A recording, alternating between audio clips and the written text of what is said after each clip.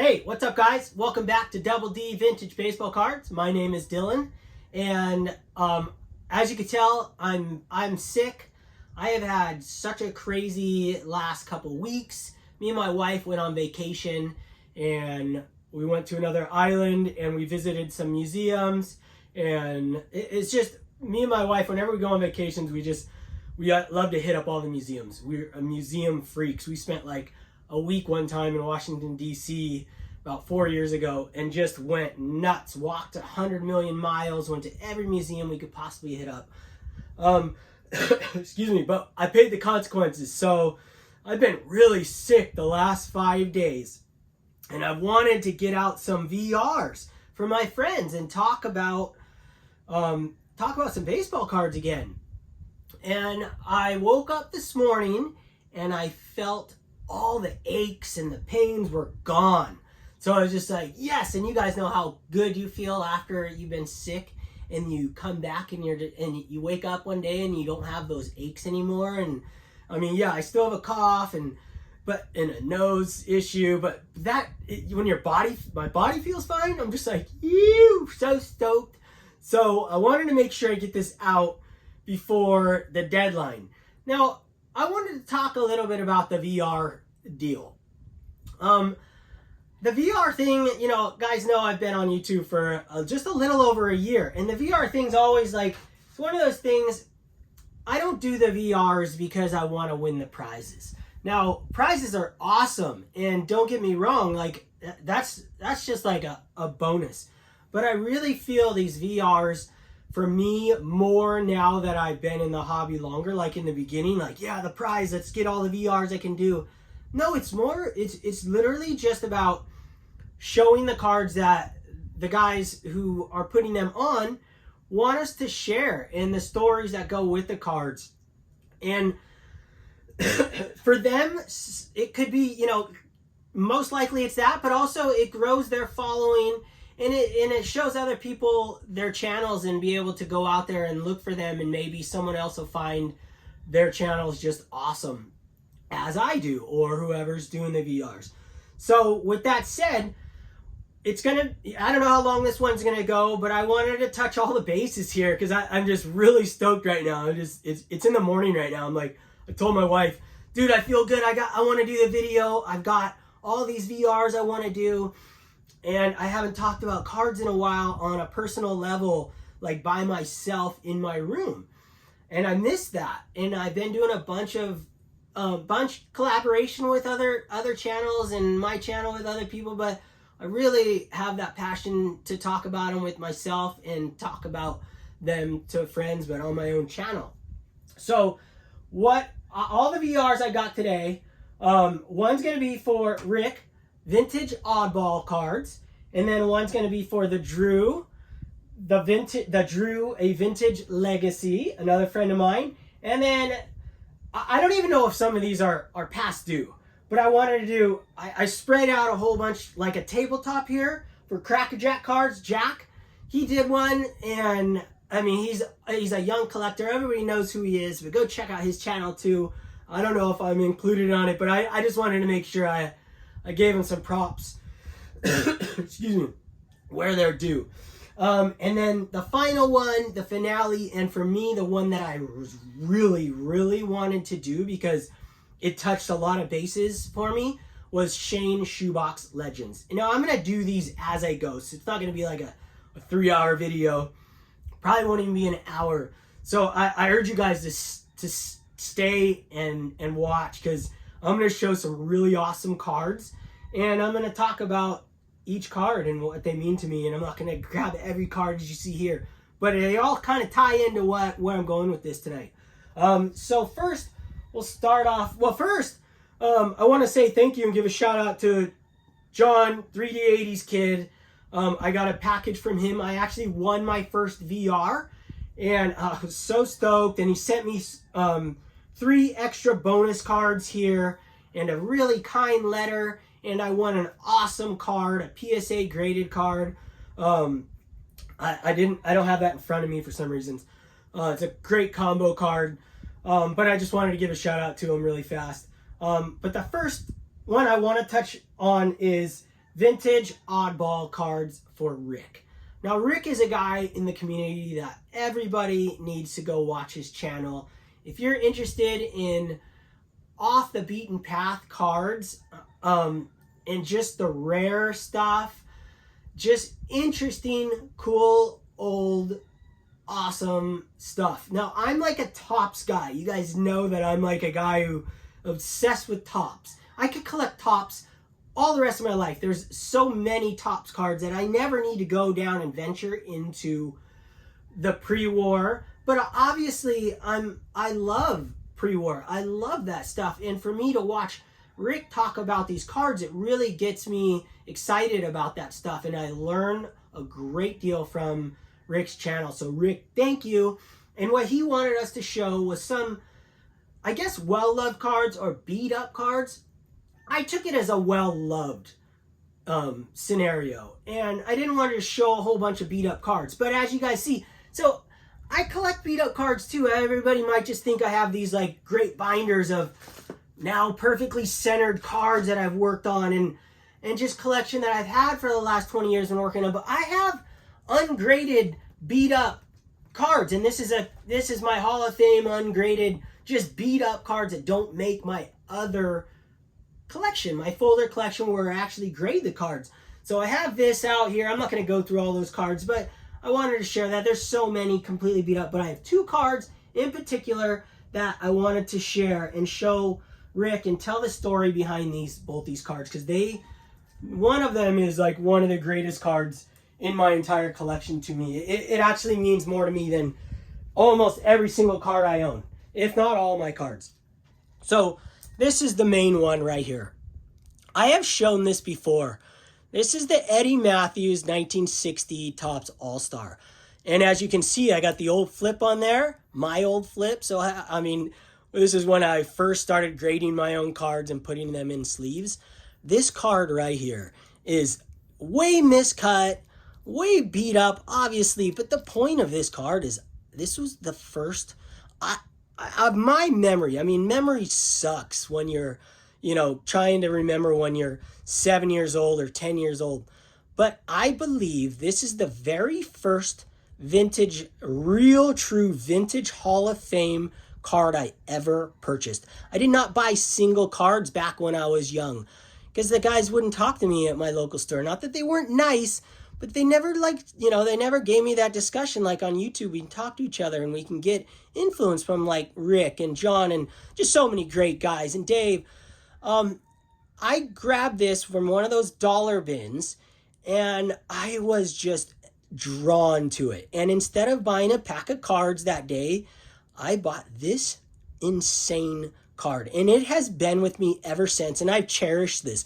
I had this in a screw down case at one point, and everywhere I went, when I traded with my friends, this was always in the box and everybody always wanted it. And thank God I never traded it. It's one of those special cards. And when I first started buying graded cards and vintage cards, I bought a PSA 7 of this exact card. And I would give that PSA 7 away 10,000 times over before I let this one go. So this thing just is the most special card in my collection. Maybe the most special card in my whole collection because I'm such a vintage guy. And I remember being at the store and grabbing this out of the box, and this is the one that just touched me. I wish that after I bought this, the guy would have like, oh, wow, you should do this. And this is, it just explained a lot more to me. But no, I was on my own. So I had to share that card. I've shared that card so many times. It's actually always on my wall. I just pulled it down. I took the glass down. This next card is another beater. Dick Sisler, 1951 Topps. This card's just awesome, right? 1951 Topps. Now, here's the reason I'm obsessed with 1951 Topps. My buddy, Josh Olinger, as a kid, we were on surf team together. I lived by him. He had a collection of old vintage cards that I've talked about before. He gave them to me in high school, and I was supposed to look them over and give him some prices on them. And I don't know what happened, whether I gave him prices back then or I think I did. I think I told him like Dude, they're just not worth anything. This was way back. I graduated in 99. So this is probably like 96, 95. And about 4 years ago, I'd say, or 5 years ago, I found the book and it was in a red binder, and he had like 50 of these type of cards, all beat up and tore up. But this set in particular, I remember going through it back in high school and being, man, that is an awesome card. And this one didn't make my graded version, which, I have right here, as you can see. I show this on Mike's channel, JO collection. So like ones that were in his folder that looked nicer, pull them out, put them in my collection, and did this. This one didn't. This is one to just cherish and keep. So this will never leave my collection as long as I live. I mean, this is my buddy. So my buddy ended up gifting me all those cards because he knows I have a YouTube channel now. He comes and visits me. We surf all the time. He's one of my best friends. So this card, another one that I just cherish. So those are my two for Rick. I could go on and on. I have piles from him, just awesome cards here. But I'm not going to show them all because they don't all have that great meaning to me. So the next thing I want to share is the main VR. I don't want to say the main VR, but it is for me because I was really excited to talk about it. It is for Shane Shoebox Legends. Now, what he wanted us to do was talk about things that have changed since I've gotten on YouTube in my collecting aspect. And you guys know I've made this huge push into centered, high eye appeal. Forget the centered thing, but that just goes with it. I can't express this enough. I don't want to beat a dead horse, so I'm not going to go down that whole trail and talk anybody into centered cards and eye appeal. We all know what eye appeal means. A really good looking card. And a really good looking card to me is great centered and great image, all of that in one package. And who cares what the grade is? So I'm going to show a couple of those. And now I have these two books right here. This is my 62 album and 63 album. And this year I've sold off around 300 of my graded cards, but I bought back so many more. I bought back some big cards in lower grades. And so I don't have a whole million of these old flips, but I still consider these cards, some of these like, I got these two graded, I had these raw, but some of these cards you'll see in my collection now, it's looking more like I just started collecting yesterday because I have a bunch of newer flips. But the reality of it is I sold not all my old flips, I sold all the ones that were off-centered, and I bought new ones. So, and the new ones seem to come in the new flips, the ones that I end up liking, but not all. So these, the reason I have these two out is because I really love the 62 set, and I'm trying to get all the Hall of Famers and all the cool cards. And then the 64s are kind of a new thing. I didn't have that many to begin with, but I've been adding them because they're much easier to find centered and very high eye appeal, in my opinion. So I have a bunch of those as well.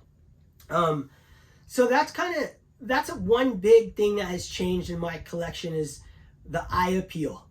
Not that I couldn't see good looking cards before, but really it was like PSA 7. I just bought PSA 7s. And I've talked about this before. Sight Unseen, The Pit, years back, and all the way through the years, it was just like I wouldn't even look in it. I'd type in PSA 7s, and then I would let those come up, and I'd buy them. And now, granted, I had some PSA 4s I bought over the years because they, some cards I couldn't afford the others, but I was always so reluctant, and I'd get it, and then that's a really good looking 4, but I still, for some reason, wouldn't buy other cards in those 4s. So, for example, I would have never bought like this card right here. I never in a million years would have bought this card in a 4 back in the day.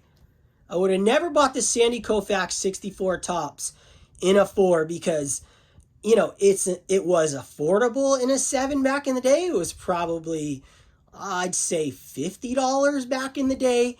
And then I realized that this thing looks 10,000 times better than the 7 that I had. So it's like I got rid of the 7 and picked up a 4. So that's the stuff that I've been doing. And I mean, look at how nice this thing is. The only thing wrong with it is you got a ding corner on the back, ding corner up there. None of that bothers me whatsoever. That's where I've been going this year, and it's been extremely fun. And I got another one here. Really just think this is, I still love his rookie better. I know everyone loves this card, and obviously it's an amazing card. But look at how nice this one is. I hunted and hunted for a center one. I think I bought this a couple years ago. But I have off-centered ones and been selling them and buying ones that look like this in lower grades. Oh my gosh, the rookie cup. I still love his rookie card more, the floating heads. I love the design aspect of the floating heads. I love how they did it back then. So sorry about me coughing. Another thing that has changed in my collecting thing, and this is a shout out to the Drew Vintage, the Vintage Card Legacy. I think I said it wrong. Ernie Banks.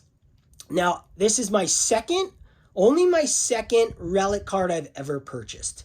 This is a Ernie Banks autograph, and this has a piece of relic from an actual game used, and this on the back says, which I knew before, but you also get taught on eBay a lot about game use stuff, and people love it.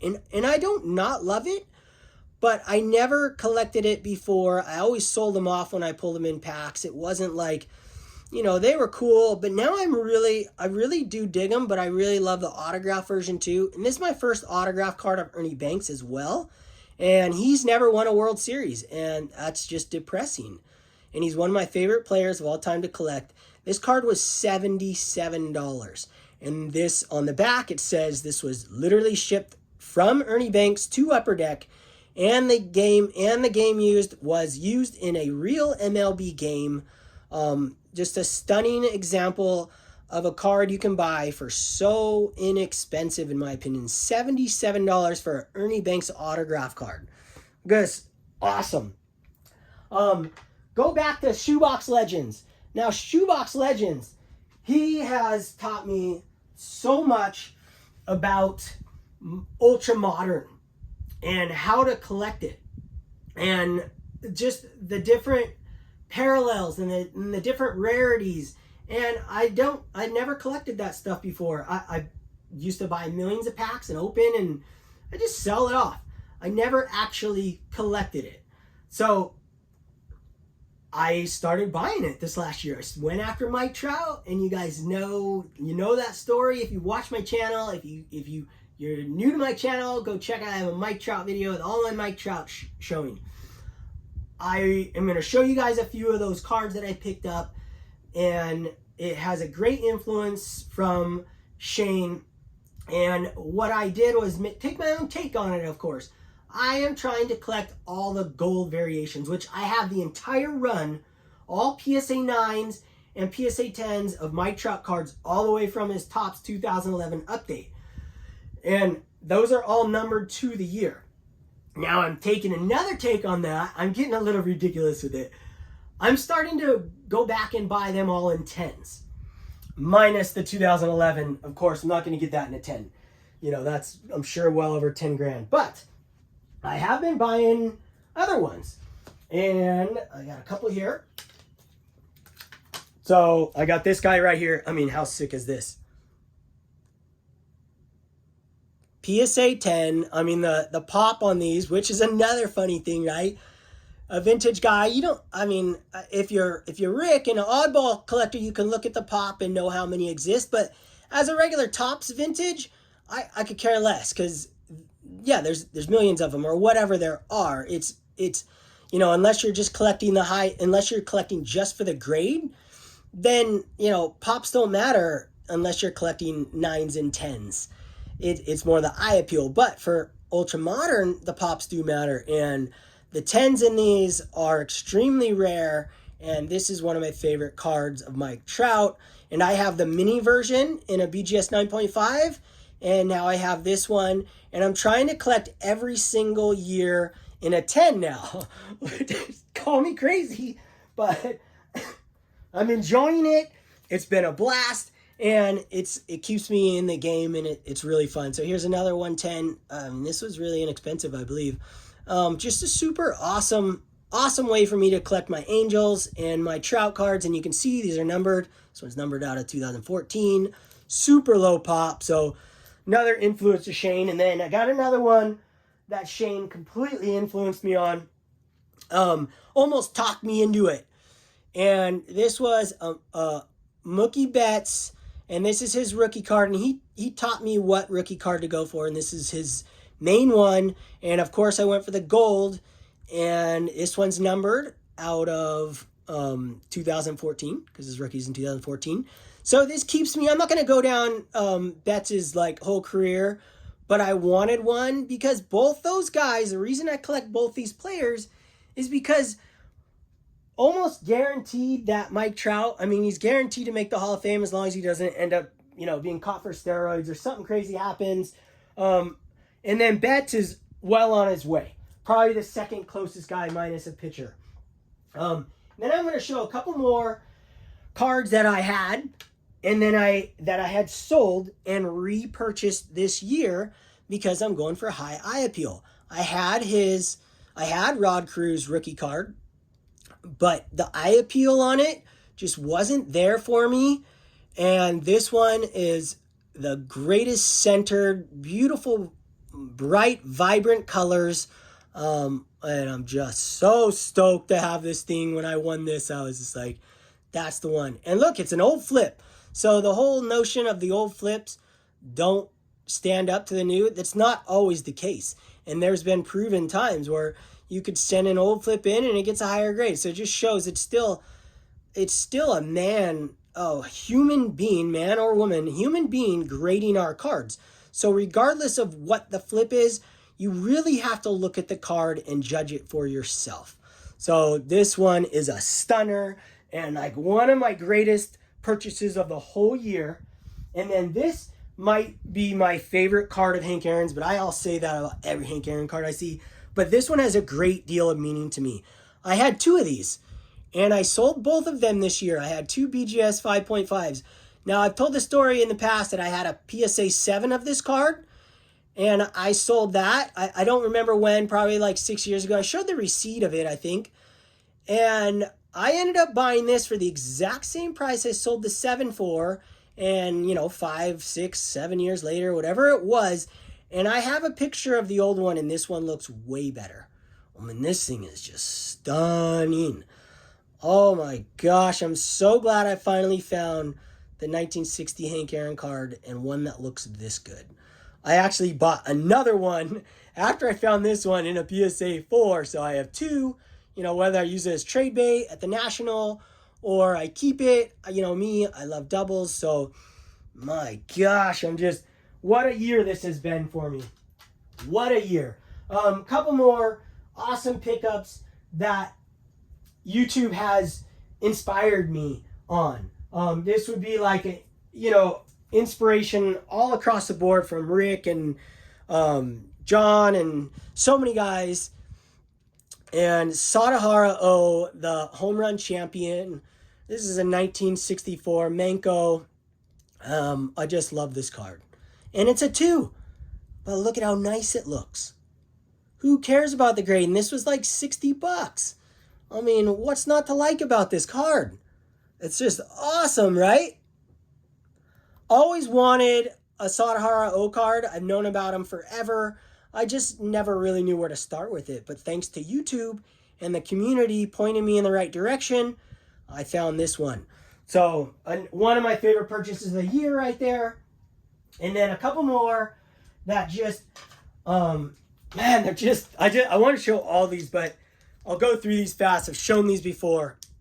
This one, you guys know the story on this. My friend pulled this when we were kids, and he pinned it to his wall, and I remember it ever since. And these are numbered, out of 2000. Got this one. Just how cool is that? Gold. And then I got this one too. I mean, I think this was like less than $100 or $100. Stan the Man.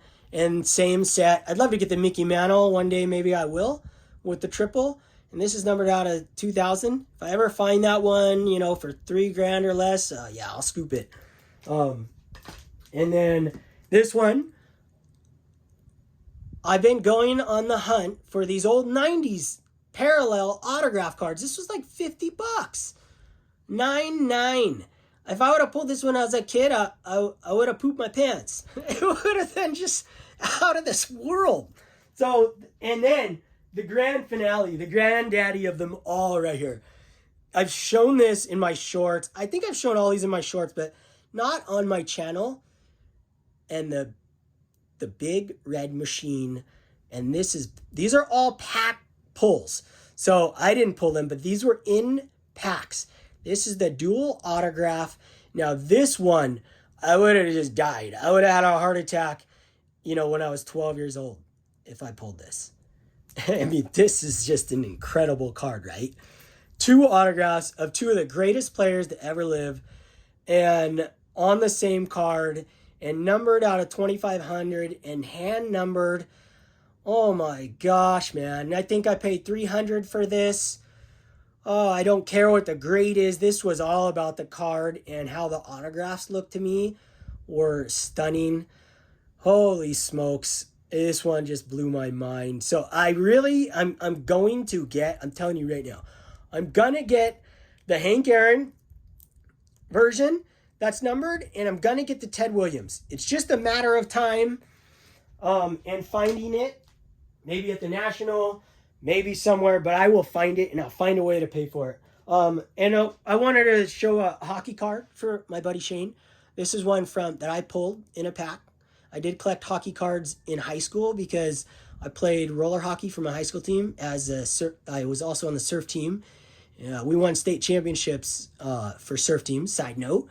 But I was on the roller hockey team as well. I loved roller hockey, and so I collected hockey cards for a while. And I love this card. I pulled it in a pack.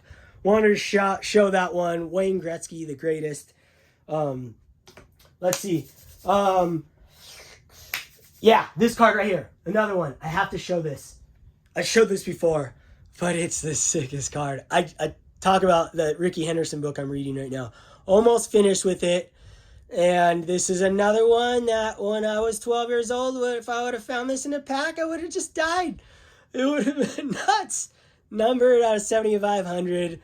Not a very inexpensive card. This was 200 or 190 or something. But an incredible looking card. So I'm really hunting these old 90s parallels out. So with that said, the next thing that Shane wanted us to share, which is I'm even more excited to show than those awesome cards, is what cards would we bring back from the past if we had a chance.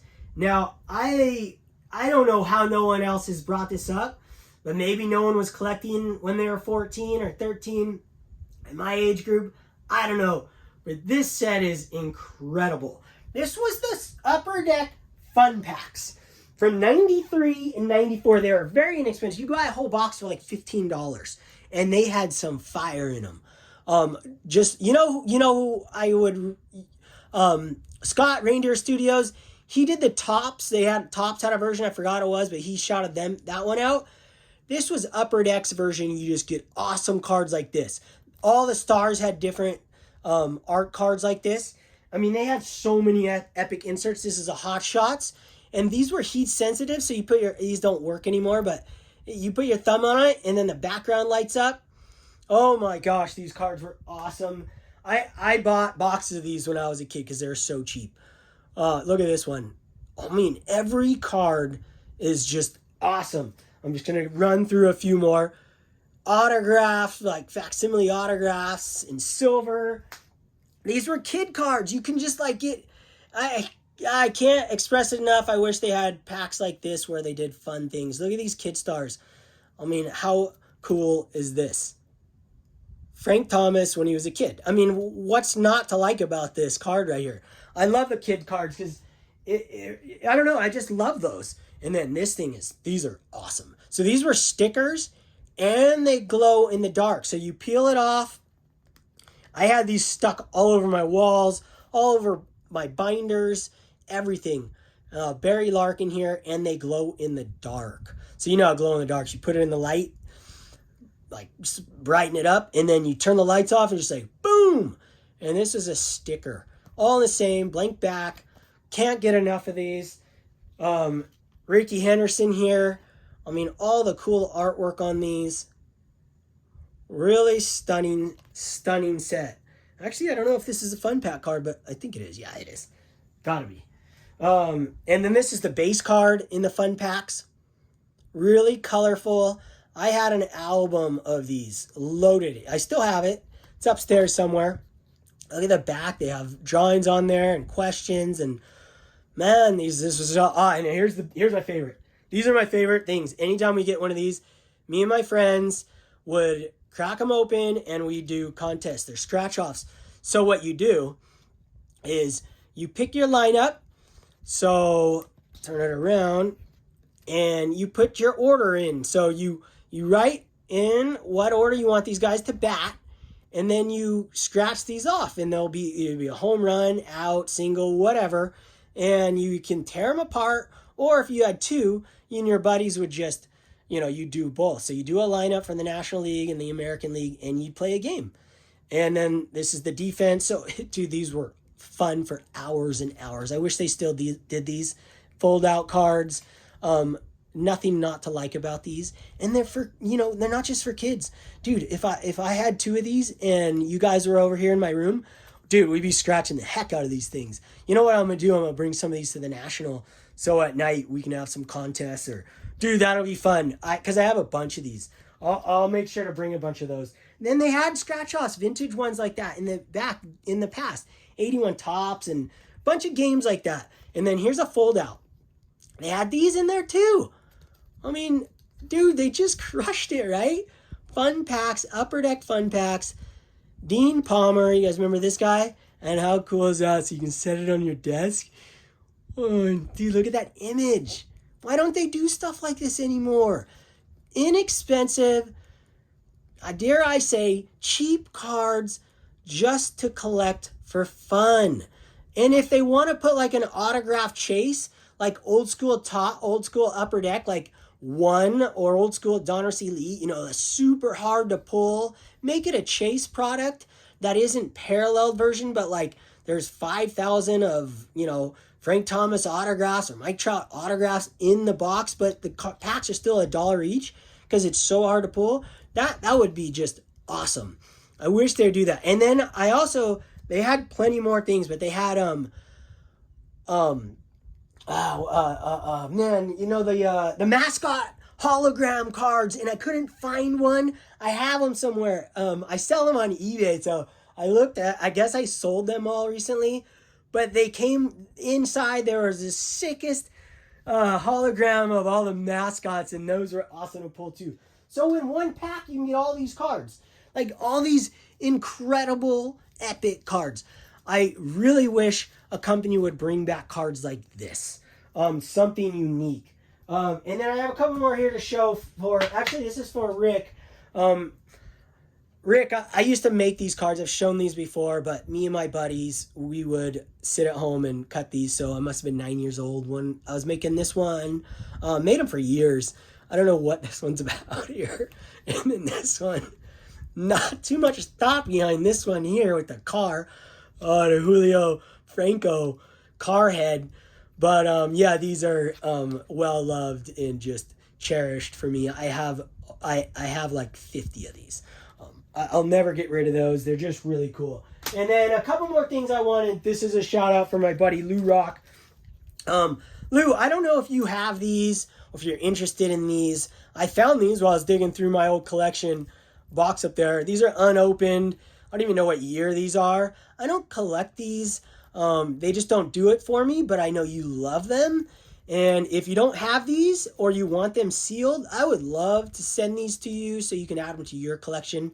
They would mean much more in your collection than they would in mine. So if you want them, hit me up. And if you already got them, you don't need them, then all good too. But, I find them, and man, I'd rather them in somebody's collection that someone would really appreciate them. So right now they're just in a box. So without anything else, let's see. I want to make sure I touched all the bases. Boom, boom, boom, boom. Okay, you guys. That was a blast. I really wanted to show some cards. I really wanted to talk about what this whole community means to me. And these VRs are like, I'm gonna go back to that right now. Like, it's not about the prizes. So any VR I did, if I don't qualify, it's totally cool. Or if I was late, I know I'm not doing a single VR per thing. It doesn't matter to me. The point is, these are the VRs I wanted to do, and I wanted to support their channels because they're channels that people should watch, and I just love it. So without any more time, dude, you guys are awesome out there. Thank you guys all for your support. Thanks for your kindness, and thank you guys for watching and subscribing to my fun channel that I just want to look at baseball cards, and that's where this channel's at. So thanks everybody, and it's been fun watching everybody else's VRs for all these ones. So thanks everybody, and till next time, shaka, triple shaka, you.